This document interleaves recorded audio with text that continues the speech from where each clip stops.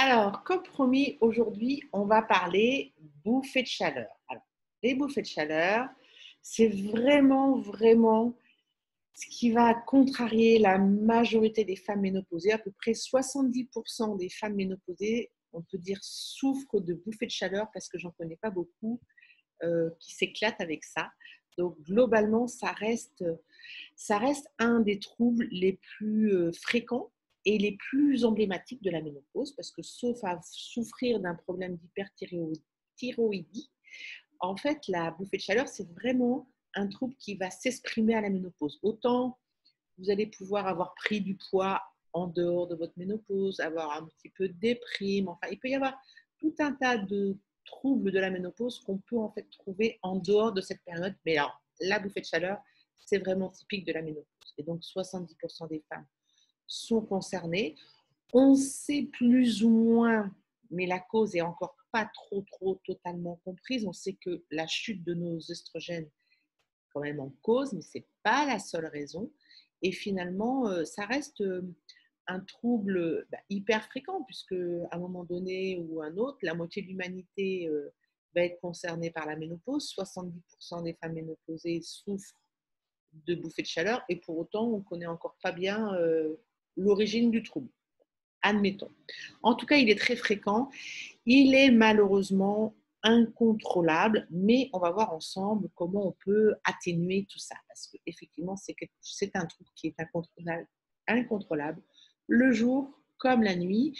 Et pour les femmes qui se posent la question, et celles qui me la posent régulièrement, mais combien de temps ça va durer ces bouffées de chaleur? Eh bien là, je vais vous répondre avec une réponse de Normand. Ça va vraiment dépendre, parce que on touche à un système de régulation, thermorégulation, qui est assez fin, et chaque femme étant unique et différente, eh bien, on va avoir des durées complètement variables. Il y a des femmes qui vont avoir des bouffées de chaleur pendant quelques mois, d'autres pendant des années, et voire de nombreuses années. Ça dépend vraiment de chaque femme.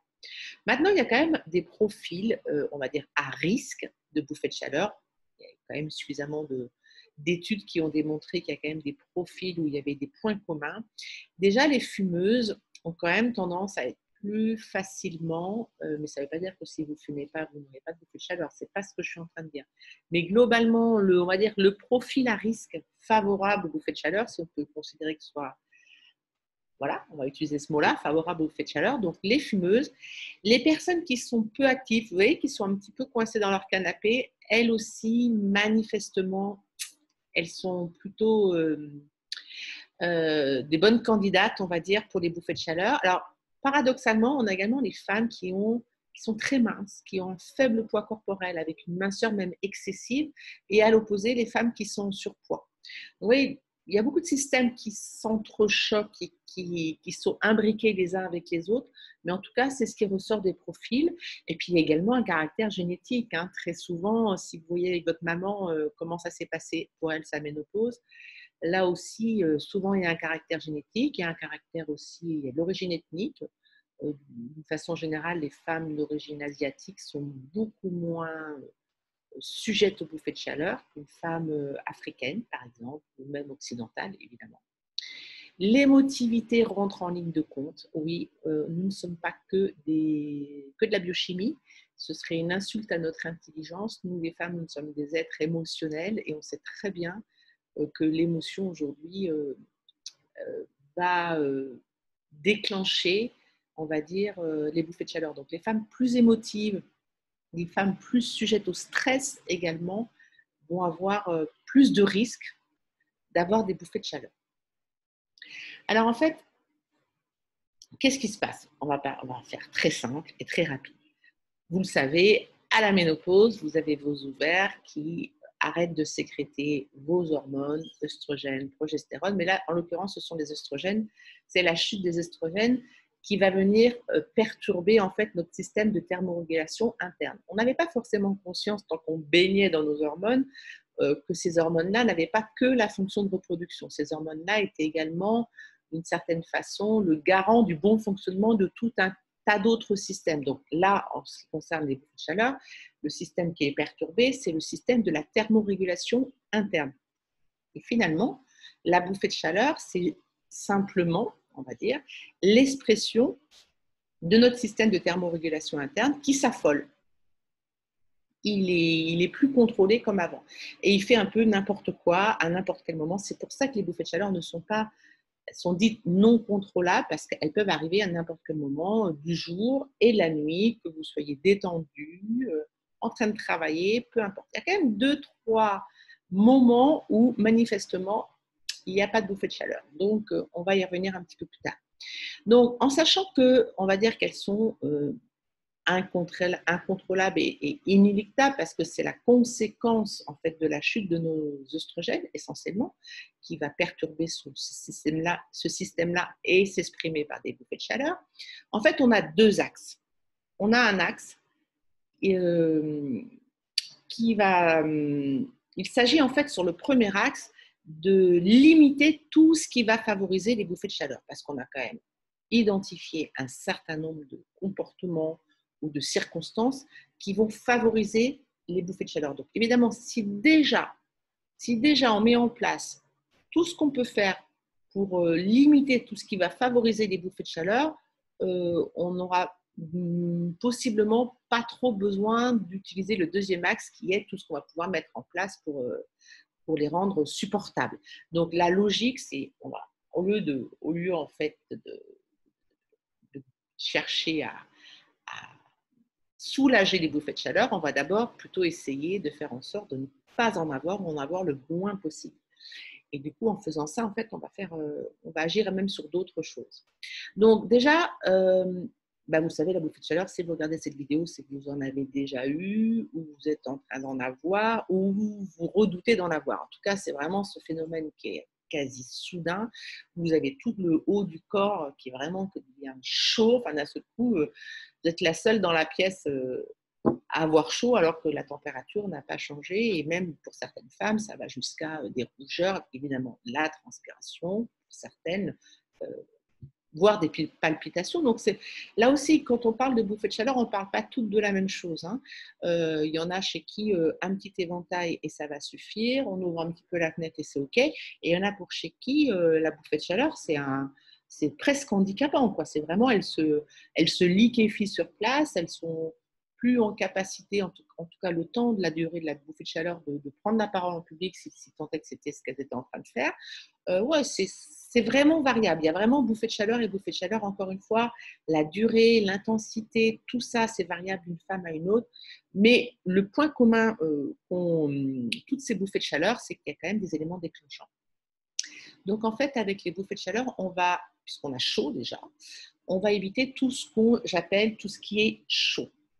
Alors, tout ce qui est chaud, déjà, c'est la température. Hein. Évidemment, on va éviter d'aller dans les saunas, dans les endroits un petit peu, des bains super chauds. Ça, de toutes les façons, c'est des espaces où très clairement, on ne va pas se sentir bien parce que très vite, déjà naturellement, sans aller dans un sauna, pour certaines d'entre nous, on a quand même l'impression d'y être ou d'y avoir été. Donc, évidemment, c'est assez logique de le dire, mais c'est logique, mais il vaut mieux le dire. C'est mieux en le disant. Donc, on va éviter tout ce qui va être bain chaud et sauna. Même chose pour le soleil prolongé. Voilà, si on vous propose une activité, naturellement, vous allez préférer vous mettre dans une activité un petit peu plus au frais que d'aller vous allonger en plein soleil pendant des heures et des heures parce que votre thermorégulation risque de vous rappeler à l'ordre.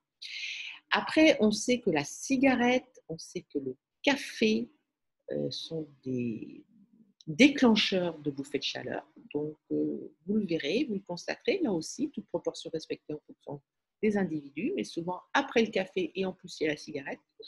D'un seul coup, il fait un peu chaud.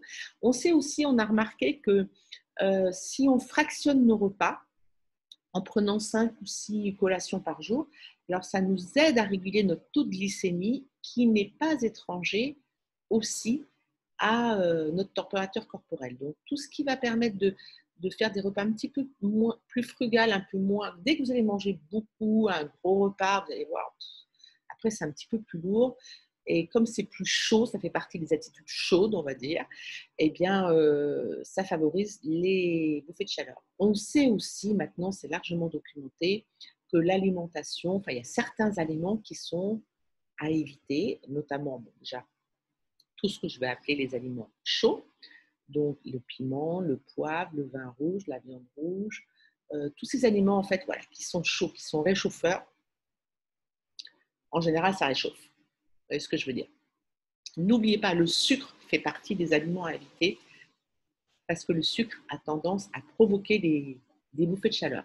Donc, déjà, à ce niveau-là, si vous jouez sur votre alimentation, la cigarette, le café, fractionner les repas, éviter les endroits chauds, bains, sauna, etc., et vous exposer longtemps au soleil, déjà là, vous n'avez pas favorisé les bouffées de chaleur. Donc, c'est une première intention, c'est de faire en sorte de s'organiser, d'éviter d'aggraver la situation. Maintenant, vous allez me dire, oui, ok, d'accord, mais on ne peut pas toujours. Donc, comment on fait quand la bouffée de chaleur arrive? Là, je vais vous proposer 12 pistes à utiliser. Bien sûr que des solutions naturelles, vous me connaissez, il y a moyen de moyenner avec la nature, on s'en sort bien. La première chose, je dirais le premier pilier, mais c'est d'une évidence, c'est ce qui sera le plus efficace, c'est l'alimentation.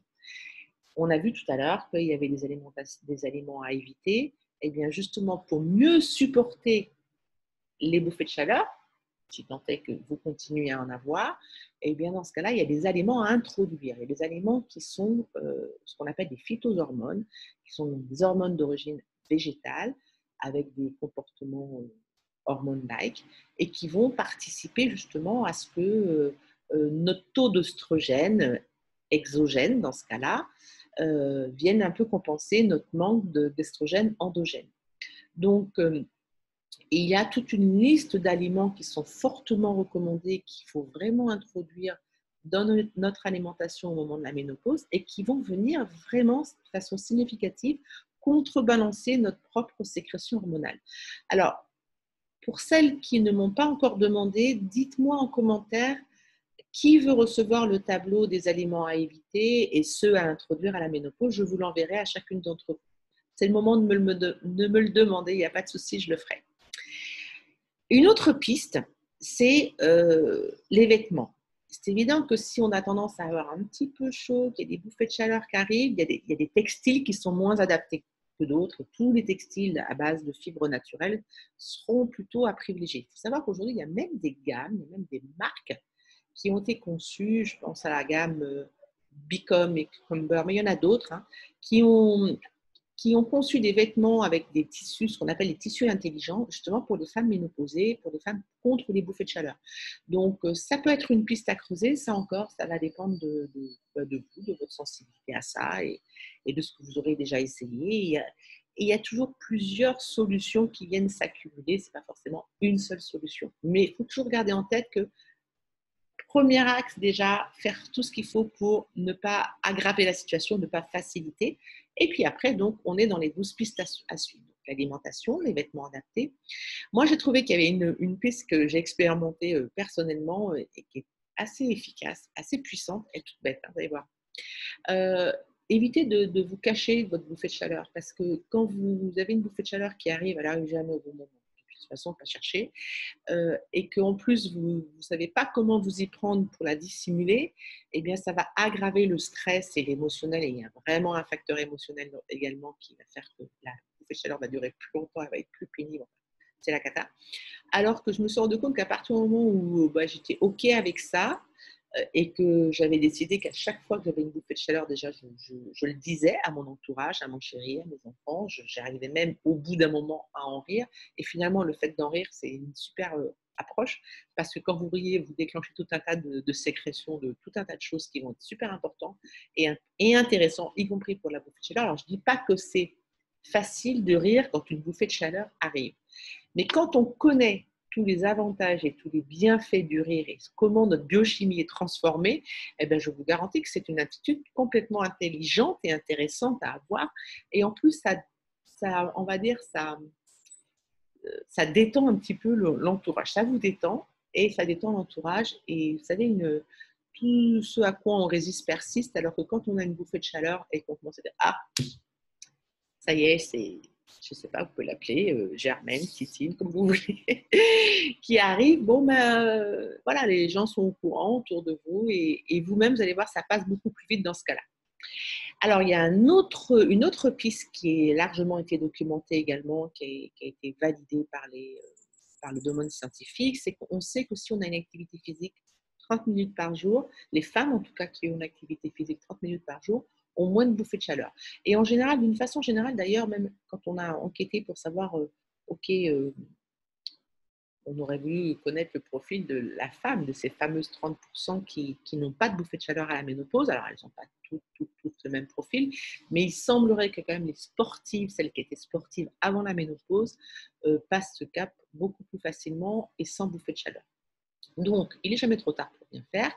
30 minutes d'activité physique, ça ne sous-entend pas d'aller pousser de la fonte, mais simplement de mettre son corps en mouvement. Ça participerait, et je veux bien le croire, à limiter les dégâts au niveau des bouffées de chaleur et à juguler un petit peu cette variation de notre système de thermorégulation interne.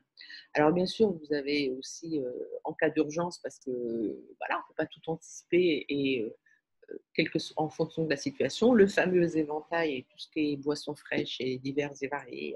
Bon, je suis sûre que vous avez été amené à utiliser tout un tas de solutions fraîches et l'éventail, à un certain moment de votre ménopause, c'est un petit peu votre meilleur ami.